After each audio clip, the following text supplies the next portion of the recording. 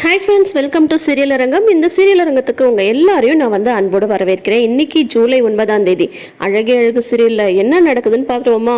ஆனால் இன்னைக்கு பார்த்தீங்கன்னா மதி பண்ண ஒரு விஷயம் இருக்கே, செம காமெடி போங்க. அப்படி என்ன பண்ணாங்கன்னு கேட்குறீங்களா? வாங்க பார்க்கலாம். சுரேஷையும் மதியையும் வீட்டுக்கு அனுப்ப சொல்லி ராகவன் சொல்லிட்டாரு. அதே மாதிரி பார்த்தீங்கன்னா காலேஜ்லேருந்து வரும்போது மதியை கூட்டிட்டு வா அப்படின்னு சொல்லிட்டு தங்கராஜுமே சுரேஷ்க்கு ஆர்டர் போட்டுட்டாங்க.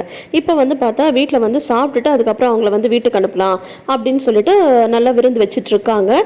ரேவதி வகை வகையாக சமைச்சிருக்காங்க. அது பார்த்தா பரவாயில்லையே, உன் தம்பி வந்ததுக்கப்புறம் தான் இந்த மாதிரி ருசியாக உன்னால் சமைக்க முடியுதா அப்படின்ற மாதிரி அவங்க மாமியார் சொல்கிறாங்க. நான் எப்போவுமே நல்லா தானே அதை சமைக்கிறேன் அப்படின்ற மாதிரி ரேவதி சொல்லிட்டு இருக்காங்க. அதுக்கப்புறம் ரேவதியோட மாமியார் பசங்க 2 பேருக்கும் சாப்பாடு ஊட்டி 2 பேரையும் வாங்க தூங்க போகலாம் அப்படின்னு சொல்லிட்டு கூட்டிட்டு போறாங்க.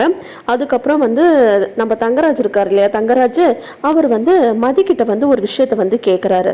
உனக்கு வாசுகி தெரியுமா அப்படின்னு சொல்லும்போது, யாருங்க உங்க பெரியப்பா பொண்ணு வாசுகியா? அவங்களுக்கு எப்படிங்க மத்திய தெரியும்?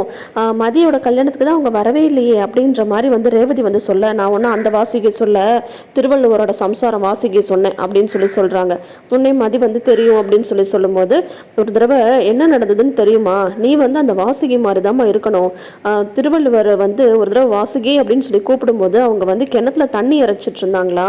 உடனே அவர் ஒரு தடவை கூப்பிட்டதுமே வாசுகி அப்படியே அந்த குடத்தை விட்டு போயிட்டாங்களாம். அந்த தண்ணி இறைக்கிற அந்த குடம் அப்படியே நின்றுட்டு இருந்ததா, கிணத்து கயிற்றுல அப்படியே நின்றுட்டு இருந்ததா. புருஷன் ஒரு சொல்லு கூப்பிட்டதும் உடனே அவங்க எப்படி போனாங்க பார்த்தியா? அவங்கள தான் நல்ல மனைவி எப்படி இருக்கணுன்றதுக்கு உதாரணமாக எல்லாருமே சொல்லுவாங்க. நீயும் சுரேஷ் ஒரு வார்த்தை சொன்னால் அப்படியே கேட்டுடணும், புரியுதா அப்படின்ற மாதிரி சொல்கிறாங்க. உடனே பார்த்தா இவங்களுக்கு சிரிப்பாக வேற வருது. அதுக்கப்புறம் சுரேஷ் சொல்கிறத நீ அப்படியே கேட்டுக்கணும். என்னப்பா நான் என்ன சொல்கிறேனோ அதை அப்படியே ரேவதி கேட்குறாள். அவள் என்றைக்குமே என்னை எதிர்த்து பேசினதே இல்லை அப்படின்லாம் சொல்கிறாங்க. ரேவதி மனசுக்குள்ளே நினச்சிக்கிறாங்க, எனக்கு மட்டும் ஆசை இல்லையா, என்ன எதிர்த்து பேசணும்னு ஆசையாக தான் இருக்குது, ஆனால் என்ன பண்ணி தொலைகிறது, ஒன்றும் பண்ணுறதுக்கு இல்லாமல் இருக்குது அப்படின்னு சொல்லிட்டு மனசுக்குள்ளேயே தங்கராஜை கரிச்சு கூட்டிகிட்டு இருக்காங்க. இவரோட இன்டென்ஷன் என்னன்றது மதிக்கு பயங்கரமாக புரிஞ்சு போயிடுது. சரி, இதுக்கப்புறம் நம்ம எதுக்கு பதில் பேசிக்கிட்டே, நம்மளே வீட்டுக்கு கிளம்புறோம்ல, இவர் என்னமோ பேசட்டும், ஓகே ஆன் அப்படின்னு சொல்லிட்டு ஆன் பண்ணி விட்டுறாங்க. அவரா அட்வைஸா போட்டு தள்ளுறாரு. ஒரு பொண்ணுன்னா இப்படி இருக்கணும், அப்படி இருக்கணும், புருஷன் பேச்சு மதிச்சு நடக்கணும், புருஷன் பேச்சுக்கு எதிர்த்து ஒரு வார்த்தை கூட பேசக்கூடாது, ஒரு தடவை கூப்பிட்டா இருக்கிற வேலையெல்லாம் விட்டு அப்படியே ஓடி வந்துடணும், இப்படி இருக்கணும் அப்படி இருக்கணும் அப்படின்ட்டு.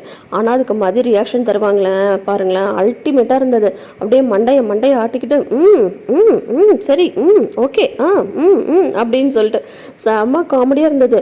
இவரு நினச்சிக்கிட்டாரு, ஓ பரவாயில்ல நம்ம சொல்கிறதெல்லாம் மதி கேட்டுக்கிறா அப்படின்ற மாதிரி தங்கராஜ் நினச்சிக்கிறாங்க.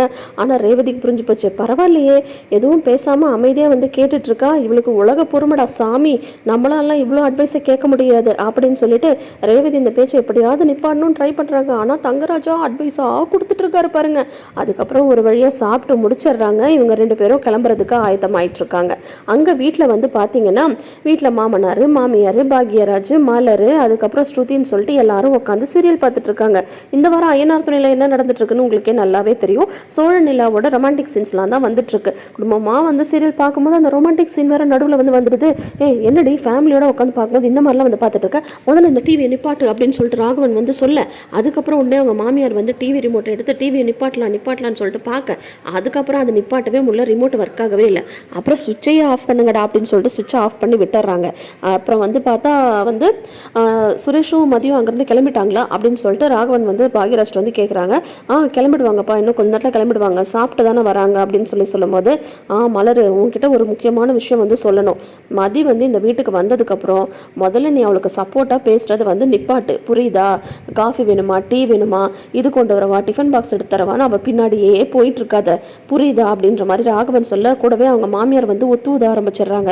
அவங்க ஒரு பக்கம் என்ன சொல்கிறாங்கன்னு பார்த்தோன்னா, ஆமாம் இவ்வளோ நாள் நீ அவளுக்கு எவ்வளோ சப்போர்ட் பண்ண, ஆனால் அவள் இந்த வீட்டிலேருந்து போகும்போது உன்னை என்ன ஒரு வார்த்தை சொல்லிட்டால, உன்னை கண்டமேனிக்கு திட்டா அப்படிங்கும்போது அப்படியெல்லாம் அவள் எதுவுமே சொல்லலையே அப்படின்ற மாதிரி பாக்யராஜ் சொல்கிறாங்க. உனக்கு தெரியாதுடா, அது என்னவோ ஒன்று சொல்லாடா, அது இவளுக்கு இல்லை அறிவில்லை அப்படின்ற மாதிரி சொல்லிட்டாடா அவ அப்படின்னு சொல்லிட்டு ராஜலட்சுமி சொல்ல, உடனே அந்த மாதிரிலாம் மதி எதுவுமே சொல்லவே இல்லை அப்படின்னு சொல்லிட்டு சொல்கிறாங்க.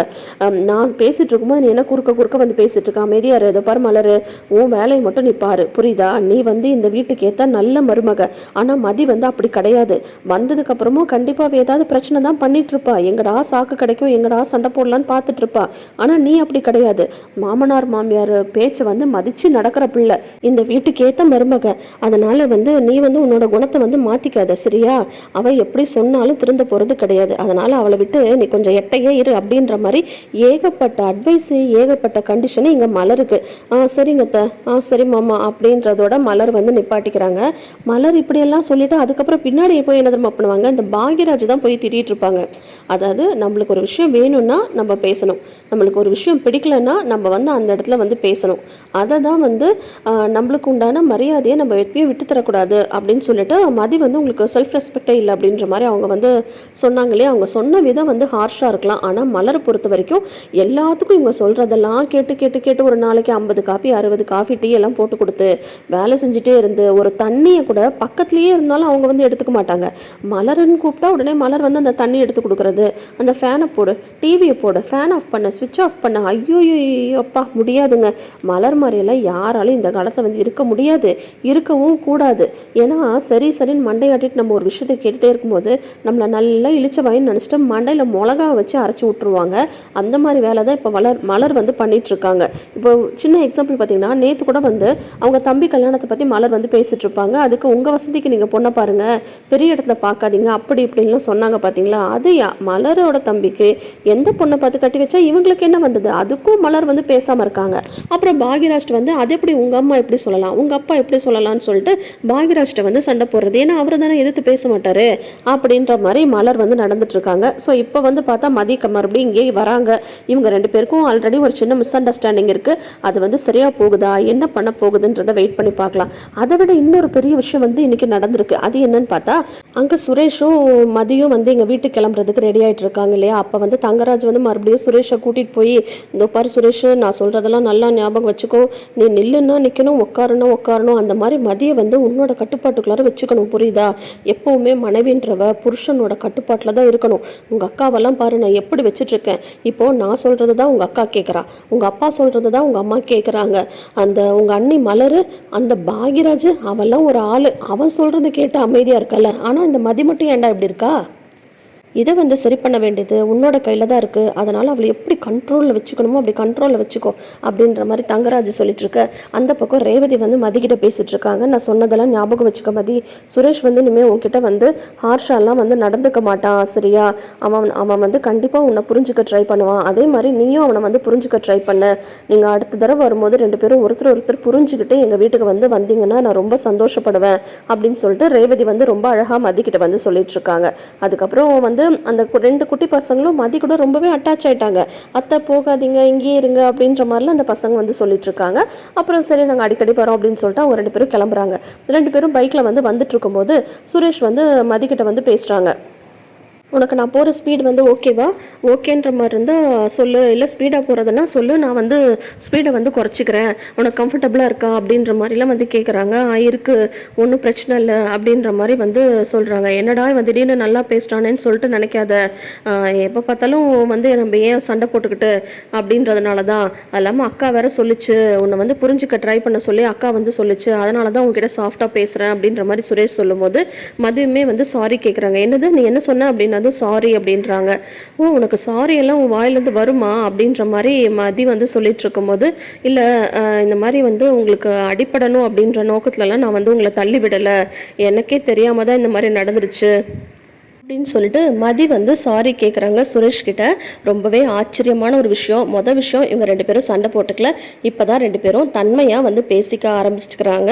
அங்கே வந்து பார்த்தீங்கன்னா மலர் வந்து மதிக்காக வெயிட் பண்ணிட்டு இருக்காங்க. மதிக்கிட்ட அவங்க நல்லா பேசுவாங்களா, என்னெல்லாம் நடக்க போகுது வெயிட் பண்ணி பார்ப்போம். உங்களுக்கு இந்த சீரியல் வந்து பிடிக்குன்ற மாதிரி இருந்தால் நீங்கள் இந்த வீடியோக்கு ஒரு லைக் கொடுங்க. உங்களோட கருத்துக்களை மறக்காமல் கமெண்ட் செக்ஷனில் சொல்லுங்கள். நம்மளுடைய சேனல் புது சேனலுன்றது உங்கள் எல்லாருக்குமே வந்து தெரியும் இல்லையா. ஆல்ரெடி நம்மளுக்கு வந்து ஃபண்டாஸ்டிக் வீடியோஸ்ன்னு சொல்லிட்டு இன்னொரு சேனலுமே இருக்குது. உங்களுக்கு டைம் கிடைக்கும் போது அந்த சேனலையும் போய் பாருங்கள். உங்களுக்கு பிடிச்சிருந்தா அந்த சேனலையும் நீங்கள் வந்து சப்ஸ்கிரைப் பண்ணிக்கோங்க. இது புது சேனல் அப்படின்றதுனால உங்களுக்கு பிடிச்சிருக்கிற பக்கத்தில் சப்ஸ்கிரைப் பட்டனை கிளிக் பண்ணிக்கோங்க. தேங்க்யூ.